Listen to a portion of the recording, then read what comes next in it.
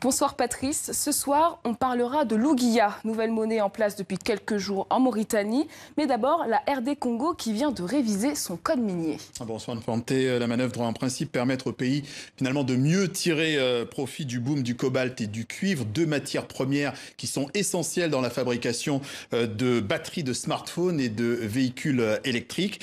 L'enjeu est gigantesque. Le prix du cobalt a augmenté, tenez-vous bien, de 127% en un an. 75 000 $ la tonne.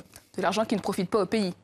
Pas assez, apparemment. Le code de 2002 est jugé un peu trop favorable aux investisseurs étrangers. Du coup, l'assiette de la redevance minière va être revue, elle va être repensée, elle va être élargie. Son taux devrait être relevé de 5 à 6% au lieu de 1% en ce moment. Et puis le nouveau code devrait aussi veiller à ce que 40% des recettes des ventes de minerais à l'étranger reviennent effectivement dans les caisses du pays. Le projet est adopté à l'Assemblée nationale. Il est maintenant à l'étude au Sénat.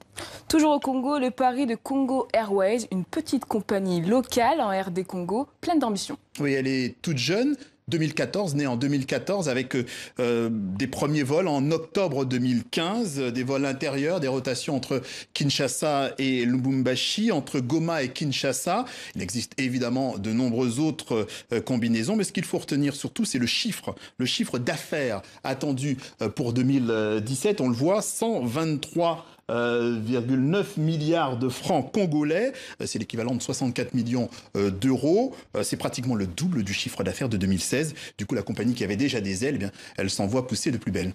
Ça veut dire qu'elle est en train de monter en puissance. Ça veut dire qu'elle fait tout pour. Son partenariat avec la compagnie tunisienne Nouvelle Air vient de se renforcer il y a quelques heures. À la clé, il y a la location d'un nouvel Airbus A320, donc pour renforcer évidemment la flotte. Congo Airways possède déjà finalement 2 A320 et 2 bombardiers Q400. L'objectif cette année, c'est de viser Johannesburg, une ligne vers l'Afrique du Sud, et puis l'année prochaine, en 2019, viser Abidjan, Harare, Bangui, Addis Abeba notamment. Et qu'est-ce qui pourrait freiner cette envolée annoncée ?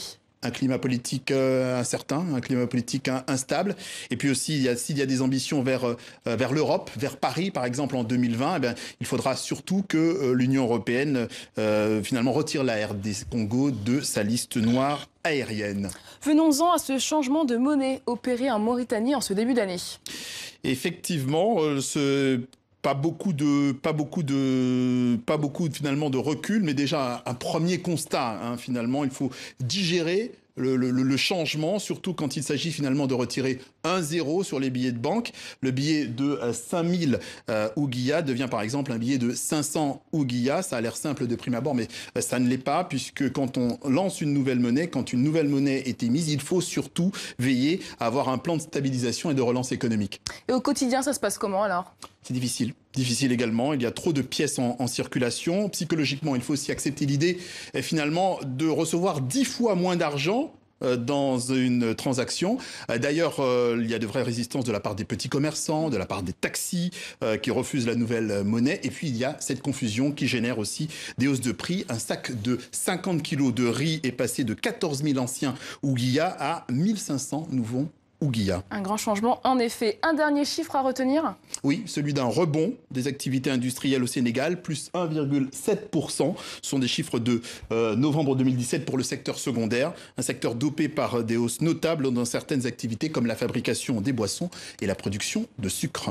Merci beaucoup Patrice pour vos explications. On vous retrouve dans 2 semaines. À bientôt.